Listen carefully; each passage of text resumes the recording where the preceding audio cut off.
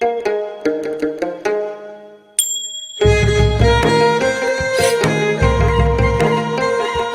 नेपालद्वारा तानसेन नगरपालिका पाल्पाको समन्वयमा तथा देववाणी संस्कृत तथा साधारण मावि, जनप्रिय मावि र लुम्बिनी मावि पाल्पाको सहकार्यमा उत्पादित यो कार्यक्रम ग्रिन तारा नेपाल, फेडो नेपाल र ऋण नेपालबाट संयुक्त रूपमा सञ्चालित स्ट्रङ गर्ल्स प्रोजेक्टको एक अंश हो। यसमा करुणा जर्मनी तथा जर्मन सरकार BMZ को आर्थिक सहयोग रहेको छ।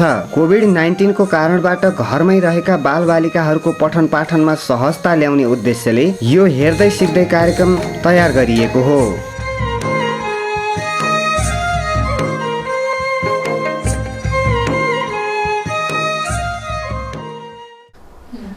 नमस्कार विद्यार्थी भाइ बहिनीहरू, म बन्तीपोखरा स्थित लक्ष्मी माध्यमिक विद्यालयको नेपाली शिक्षक हेमन्त पराजुली।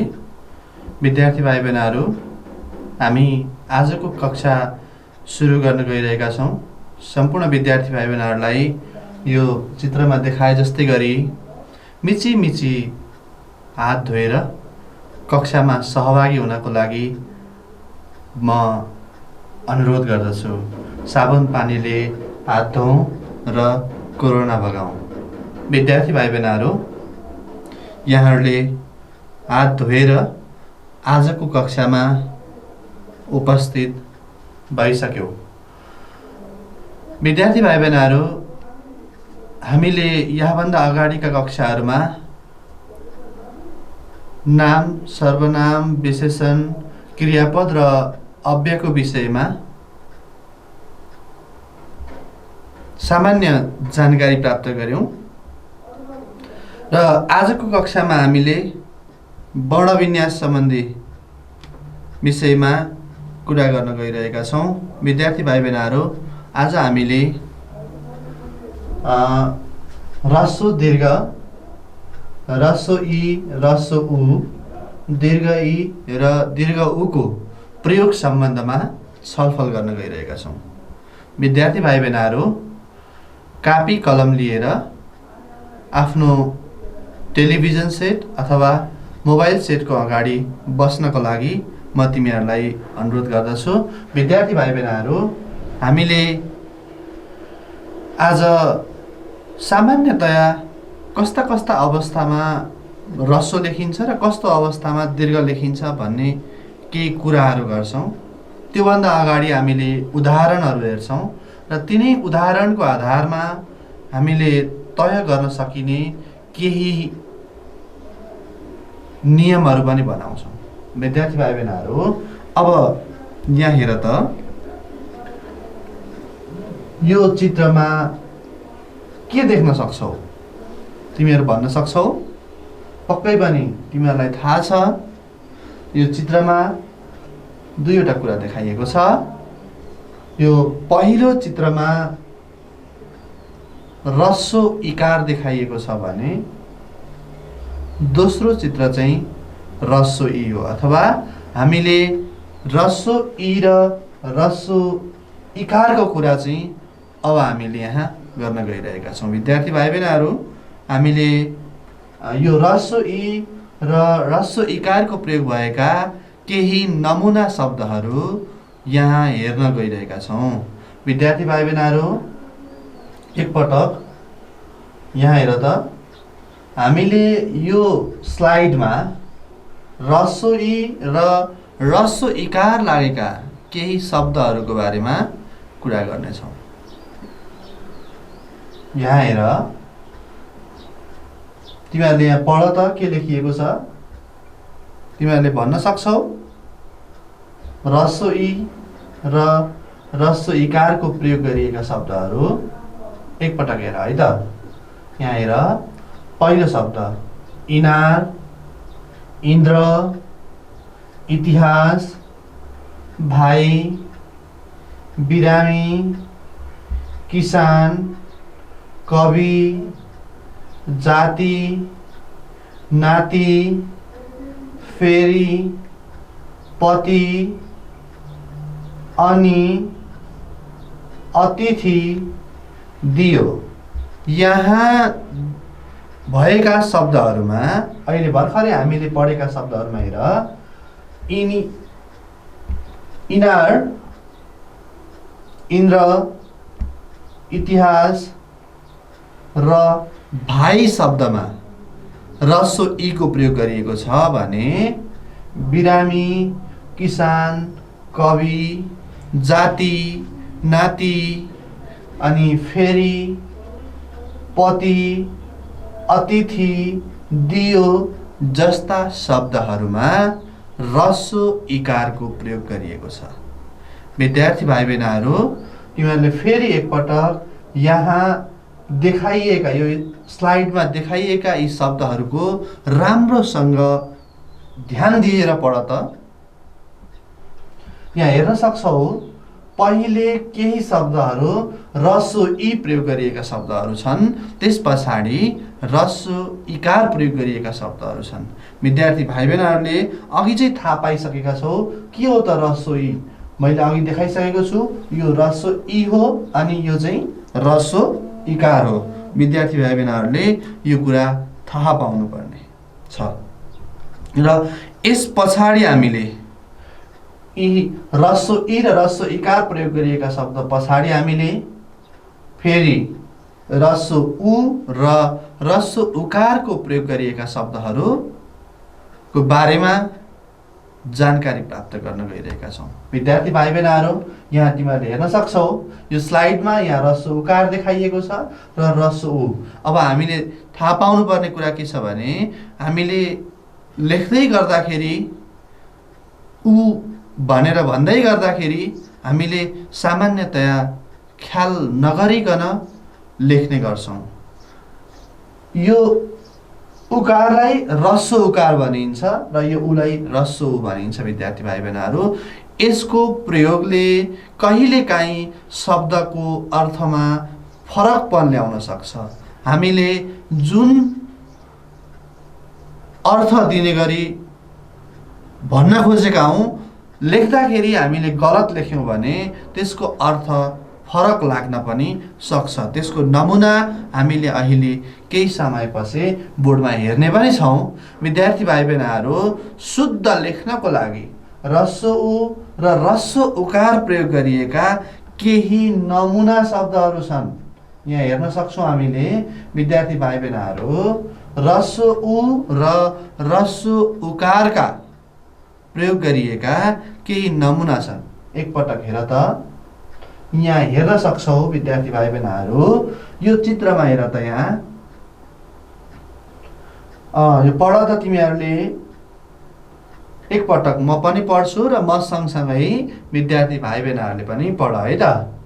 उनी, उज्यालो, उराट, कुकुर, गुरु, काजु, भिनाजु, बुवा, दयालु, घरेलु, सुन्यो, खुल्छ, मुना र मुसा। यहाँ हामीले जति पनि शब्दहरू वाचन गर्यौँ, यी सबै शब्दहरूमा विद्यार्थी भाइ बहिनीहरू रस्व उ र रस्व उकारको प्रयोग गरिएको छ। विद्यार्थी भाइ बहिनीहरू, एकपटक फेरि तिमीहरूले यहाँ ध्यान दिएर हेर र यहाँबाट तिमीले एकपटक रस्व उ प्रयोग गरिएका शब्द छुट्टै र रस्व उकारको प्रयोग गरिएका शब्दहरू छुट्टै वाचन गर त। जुन काम हामीले अघि रस्व ई र रस्व इकारका शब्दहरूको उदाहरण हेर्ने बेलामा पनि गरेका थियौँ। विद्यार्थी भाइ बहिनीहरू, एकपटक हेर त। रस्व उ को प्रयोग गरिएका शब्द भन त। विद्यार्थी भाइ बहिनीहरू, उनी, उज्यालो, उराट। यहाँ रस्व उ को प्रयोग गरिएका शब्दहरू यिनै हुन् है। उनी, उज्यालो र उराट। विद्यार्थी भाइ बहिनीहरूले यो कुरा थाहा पाइसकेका छौ। अब हामीले रस्व उकार प्रयोग गरिएका शब्दहरू वाचन गर्छौँ। ल एकपटक तिमीहरूले वाचन गरिदेऊ त।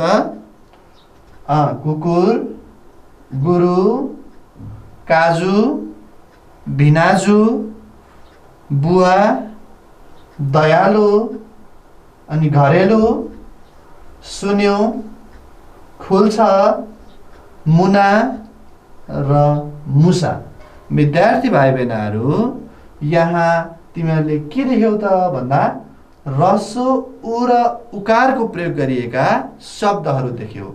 यिनै शब्दहरूको आधारमा हामीले अहिले पछाडि केही नियमहरू पनि बनाउनेछौँ। हामीले पहिले उदाहरण हेर्छौँ र ती उदाहरणहरूकै आधारमा सामान्य नियमहरूको विषयमा हामीले पछि छलफल पनि गर्छौँ। विद्यार्थी भाइ बहिनीहरू, एकपटक फेरि तिमीहरूले यहाँ ध्यान दिएर हेर अथवा फेरि एकपटक पढ। तिमीहरूले यो विषयमा थाहा पाउनुपर्छ यहाँ कस्ता खालका शब्दहरूमा कसरी उ र उकारको प्रयोग गरिएको छ भन्ने कुराहरूलाई ध्यान दिएर हेर है त। विद्यार्थी भाइ बहिनीहरू, अब हामीले अर्को विषयमा छलफल गर्छौँ। एकछिन यहाँ हेर त, के होला हामीले भन्न सक्छौँ? विद्यार्थी भाइ बहिनीहरू, के हो यो भन त? तिमीलाई थाहा छ? हो, यो चाहिँ इकार हो र यो इ नै हो। तिमीहरूले भनेको एकदमै सही छ। तर विद्यार्थी भाइ बहिनीहरू, यो कुन चाहिँ इकार र यो कुन चाहिँ इ हो त? ल भन त। यो दीर्घ इ अनि यो दीर्घ इकार। स्याबास। विद्यार्थी भाइ बहिनीहरू, यो अघि हामीले ह्रस्व इ र ह्रस्व इकारको बारेमा कुरा गरिसकेका छौँ र अहिले हामीले दीर्घ इ र दीर्घ इकारको बारेमा कुरा गर्न गइरहेका छौँ। विद्यार्थी भाइ बहिनीहरू, यी त हामीले चिन्नुपर्ने चिन्हहरू रहे। अब यी चिन्ह प्रयोग गरिएका शब्दहरूको बारेमा हामीले जानकारी प्राप्त गर्छौँ। विद्यार्थी भाइ बहिनीहरू, यो स्लाइड हेर त। यहाँ दीर्घ इ र दीर्घ इकारको प्रयोग गरिएका शब्दहरू छन्। यहाँ हेर, पढ त। विद्यार्थी भाइ बहिनीहरू, यहाँ दीर्घ इ प्रयोग गरिएका शब्दहरू छन् केही भने केही चाहिँ दीर्घ इकारको प्रयोग गरिएका शब्दहरू छन्। विद्यार्थी भाइ बहिनीहरू, यी शब्दहरूलाई पहिले म वाचन गर्छु, म सँगसँगै विद्यार्थी भाइ बहिनीहरूले पनि वाचन गर्ने है त। एकचोटि हेर त यहाँ। ईश्वर, जीव, कीटाणु, उनी, नदी, गाई, राई, बुहारी, भकारी, बुलाकी, तिमी, हामी, कोही र जीवन। विद्यार्थी भाइ बहिनीहरू, एकपटक फेरि आफै पढ त। हामीले यहाँ पढेका शब्दहरूबाट दुईटा, अघि जसरी हामीले ह्रस्व इ र ह्रस्व इकार, ह्रस्व उ र ह्रस्व उकारमा जसरी हामीले छुट्याएका थियौँ, त्यसै गरी यहाँ पनि हामीले दीर्घ इ र दीर्घ इकार लागेका शब्दहरू छुट्टा छुट्टै पढौँ है त। पहिले हामीले दीर्घ इ लागेका शब्द पढौँ है त विद्यार्थी भाइ बहिनीहरू। हेर यहाँनिर दीर्घ इ लागेका शब्दहरू हामीले छुट्याउँ। के छन् भन्न सक्छौ? भन त। ईश्वर अनि गाई, त्यस पछाडि राई हो। यहाँ उदाहरणमा देखाइएका तीनवटा शब्दमा दीर्घ इ को प्रयोग गरिएको छ। विद्यार्थी भाइ बहिनीहरू, अब हामीले दीर्घ इकारको प्रयोग गरिएका शब्दहरू हेरौँ है त। यहाँ पढौँ फेरि। दीर्घ इकारको प्रयोग गरिएका शब्दहरू पढ त विद्यार्थी भाइ बहिनीहरू। ल, तिमीहरू सँगसँगै म पनि पढ्नेछु है त। ल, जीव, कीटाणु, उनी, नदी, बुहारी, भकारी, बुलाकी, तिमी, हामी, कोही र जीवन। विद्यार्थी भाइ बहिनीहरू, यहाँ हामीले दीर्घ इ र दीर्घ इकार लागेका शब्दहरूको उदाहरण हेरिसक्यौँ र यिनीहरूमा पनि हामीले दीर्घ ई लागेका शब्द र दीर्घ इकार लागेका शब्दको छुट्टा छुट्टै वाचन पनि गर्यौँ। अब विद्यार्थी भाइ बहिनीहरू दीर्घकै कुरा गर्दाखेरि दीर्घ उ र दीर्घ उकारको विषयमा कुरा गरौँ है त। यहाँ हेर्न सक्छौ विद्यार्थी भाइ बहिनीहरू, यहाँ हेर त यो के हो? यो दीर्घ उकार हो अनि अर्को चाहिँ दीर्घ उ हो। विद्यार्थी भाइ बहिनीहरूले यो कुरा थाहा पाइसकेका छौ होइन त? विद्यार्थी भाइ बहिनीहरू अब हामीले त्यसो भए अर्को स्लाइड हेरौँ न त है। यहाँ हेर त के लेखेको छ हेर त, दीर्घ उ र उकार। अब हामीले दीर्घ उ र उकार लागेका केही नमुना शब्दहरू पढ्छौँ है त। यहाँ हेर त यो स्लाइडमा हेर त, यो अन्डा आकारको स्लाइडमा के देखाइएको छ हेर त, पढ। देऊ, म सँगसँगै भन है त, खाऊ। विद्यार्थी भाइ बहिनीहरू वाचन गर्दै गर्दाखेरि तिमीहरूले दीर्घ उ र दीर्घ उकारको विषयमा चाहिँ ख्याल गर है त। देऊ, खाऊ, उ, फुपू, माइजू, आफू, भाउजू, सूर्य, मूर्ख, पूर्व, समूह, शून्य, सूचना र भूगोल। विद्यार्थी भाइ बहिनीहरू तिमीहरूले यी उदाहरणहरूको अथवा नमुना शब्दहरूको वाचन गर्दा दीर्घ उ लागेका शब्द र दीर्घ उकार लागेका शब्दहरूको ख्याल गर्यौ होइन त? ल अब मलाई दीर्घ उ लागेका शब्दहरू भन त। देऊ, खाऊ, उ हो। यहाँ देऊ, खाऊ र उ शब्दमा चाहिँ दीर्घ उ को प्रयोग भएको छ है।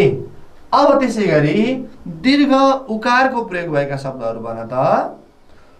फुपू, माइजू, आफू, भाउजू, सूर्य, मूर्ख, पूर्व, समूह, शून्य, सूचना र भूगोल। विद्यार्थी भाइ बहिनीहरू यी शब्दहरूमा चाहिँ के लागेको छ? दीर्घ उकारको प्रयोग भएको छ। विद्यार्थी भाइ बहिनीहरूले यहाँसम्म आइपुग्दाखेरि ह्रस्व ई र ह्रस्व इकार, ह्रस्व उ र ह्रस्व उकार, दीर्घ ई र दीर्घ इकार, त्यसै गरी दीर्घ उ र दीर्घ उकार के हो र कसरी लेखिन्छ भन्ने कुरा पक्कै पनि थाहा पाइसक्यौ र हामीले यहाँ केही उदाहरण हेरिसकेका छौँ। विद्यार्थी भाइ बहिनीहरू अब विद्यार्थी भाइ बहिनीहरूलाई म तिनै उदाहरणको आधारमा केही नियमहरू पनि बनाउन सकिन्छ है भन्ने कुराको जानकारी गराउँछु। विद्यार्थी भाइ बहिनीहरू यता पनि हेरौँ त, हेरौँ है के रहेछ यहाँनिर। विद्यार्थी भाइ बहिनीहरू अघि हेरेका उदाहरणहरूको आधारमा हामीले के भन्न सक्छौँ भने विद्यार्थी भाइ बहिनीहरू भाले बुझाउने शब्दका अन्तिम अक्षरहरू ह्रस्व हुन्छन्। यहाँ हेर है विद्यार्थी भाइ बहिनीहरू भाले बुझाउने शब्दका अन्तिम अक्षरहरू ह्रस्व हुन्छन्। अब भाले बुझाउने शब्द भन्ने बित्तिकै विद्यार्थीहरूले थाहा पाइसक्यो पुरुष बुझाउने अथवा लोग्रे मान्छे बुझाउने भन्ने कुरा थाहा पाउनु पर्यो। यहाँ हेर है, जस्तै उदाहरण हेर्न सक्छौँ हामीले। भाइ, दाजु, हरि, ज्वाइँ र गोरु यी शब्दहरूले भाले जातिलाई बुझाउने गर्छन् र भाले जाति बुझाउने शब्दका अन्तिम अक्षरहरू ह्रस्व हुन्छन्। हेर है विद्यार्थी भाइ बहिनीहरू, तिमीहरूले फेरि एकपटक ध्यान देऊ। भाले जाति बुझाउने शब्दका अन्तिम अक्षरहरू ह्रस्व हुन्छन्। हेर है। अब त्यसै गरी अघिकै उदाहरणको आधारमा हामीले अर्को नियम भन्न सक्छौँ। पोथी बुझाउने शब्दका अन्तिम अक्षरहरू दीर्घ हुन्छन्। हेर त विद्यार्थी भाइ बहिनीहरू, पोथी बुझाउने शब्दका अन्तिम अक्षरहरू दीर्घ हुन्छन्। ध्यान दिएर सुन। हामीले अघि भनेका थियौँ जस्तै काकी, भाउजू, दिदी, फुपू, गाई, भैँसी, माहिली, बहिनी, यी शब्दहरूले पोथी बुझाउने काम गरेका छन् है। यी पोथी बुझाउने शब्दको अन्तिम इकार के हुँदो रहेछ? इकार अथवा उकार चाहिँ दीर्घ हुँदो रहेछ। विद्यार्थी भाइ बहिनीहरू, अब हामीले सजिलै भन्न सक्छौँ भाले जाति बुझाउने शब्दको अन्तिम इकार अथवा उकार नभई अन्तिम अक्षर जे भने पनि हुन्छ, अन्तिम अक्षर चाहिँ ह्रस्व हुन्छ। त्यसै गरी विद्यार्थी भाइ बहिनीहरू, पोथी जाति बुझाउने शब्दका अन्तिम अक्षरहरू अथवा इकार उकारहरू दीर्घ हुन्छन्। सजिलै थाहा पाउनुपर्ने कुरा है। भाले जाति बुझाए अन्तिम अक्षर ह्रस्व र पोथी जाति बुझाउने भयो भने अन्तिम अक्षर दीर्घ। हामीले माथिका उदाहरणहरूको आधारमा पहिलो तालिकामा अथवा पहिलो नियममा हामीले यो कुरा भन्न सक्छौँ। फेरि यता पनि हेरौँ त विद्यार्थी भाइ बहिनीहरू, यहाँ के छ हेर है। अब हामीले अघि दुईवटा कुरा गरिसक्यौँ। भाले बुझाउने शब्दको अन्तिम अक्षर ह्रस्व र पोथी बुझाउने शब्दको अन्तिम अक्षर दीर्घ भनेर। अब त्यस पछाडि हामीले अस्ति कुरा गरिसकेका छौँ अव्ययको विषयमा। के हुन् अव्यय हामीलाई थाहा छ हो। ती अव्यय शब्दका अन्तिम अक्षरहरू प्राय ह्रस्व हुन्छन्। सबै ठाउँमा होइन है विद्यार्थी भाइ बहिनीहरू, तर धेरै जसो ठाउँमा चाहिँ अव्यय शब्दका अन्तिम अक्षरहरू चाहिँ ह्रस्व हुन्छन्।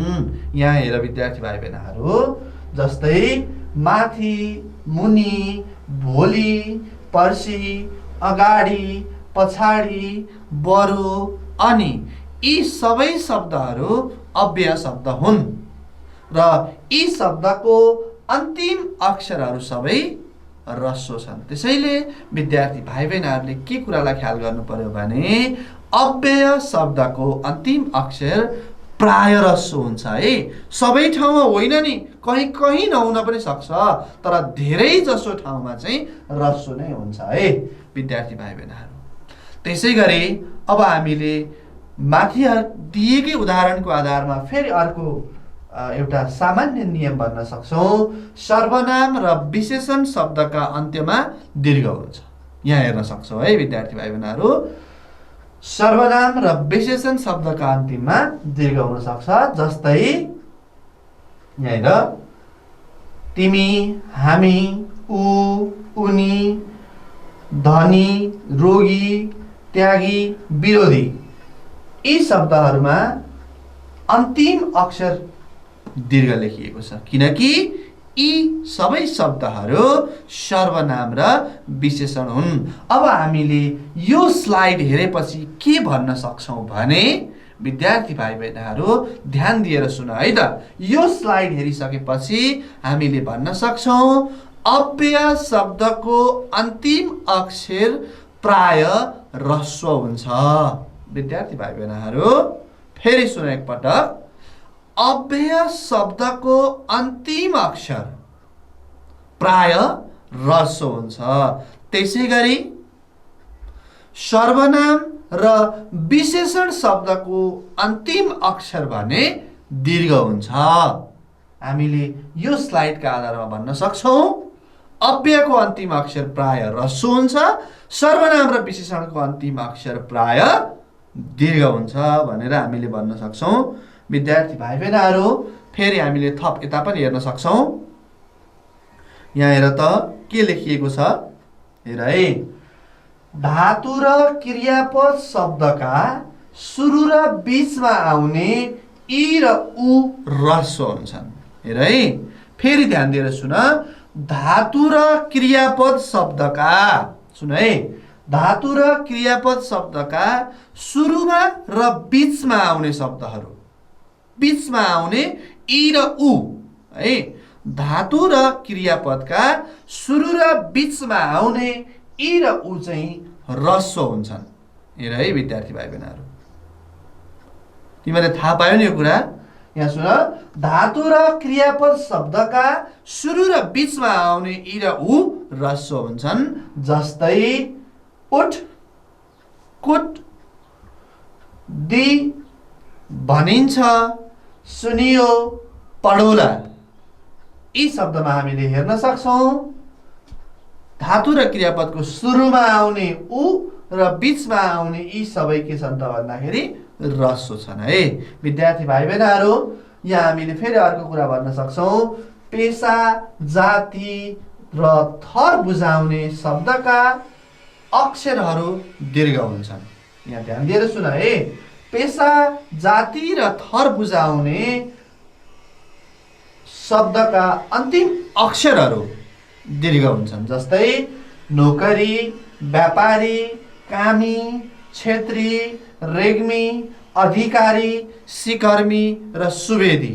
हामीले यहाँ हेरिसक्यौं, यी सबै शब्दहरू पेशा, जाति र थर बुझाउने शब्दहरू हुन् र ती सबै शब्दका अन्तिम अक्षरहरू दीर्घ हुन्छन्। अब हामीले यो स्लाइड हेरेपछि भन्न सक्छौं विद्यार्थी भाइ बहिनीहरू, धातु र क्रियापदको सुरुमा अथवा बीचमा आउने इ र उ ह्रस्व हुन्छन् भनेर भन्न सक्छौं।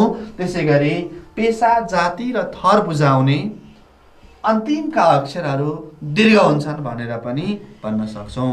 विद्यार्थी भाइ बहिनीहरू, अब हामीले यी सबै नियमहरूको आधारमा के भन्न सक्छौं भने माथि उदाहरणमा दिए जस्तै शब्दमा ह्रस्व र दीर्घ मिलाएर लेख्ने नियमलाई वर्णविन्यास भनिन्छ। रे वर्णविन्यास भनेको के रहेछ?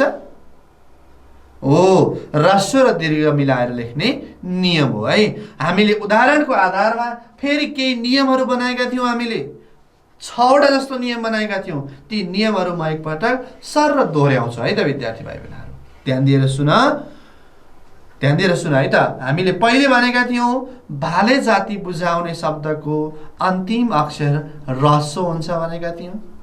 त्यसैगरी पोथी जाति बुझाउने शब्दको अन्तिम अक्षर हामीले दीर्घ हुन्छ भनेका थियौं।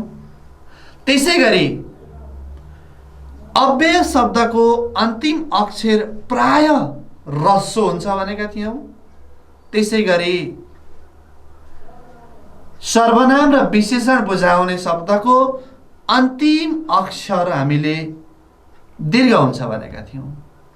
त्यो सँगसँगै हामीले अर्को के पनि भनेका थियौं भने धातु र क्रियापदको सुरु र अन्तिममा आउने इ र उ पनि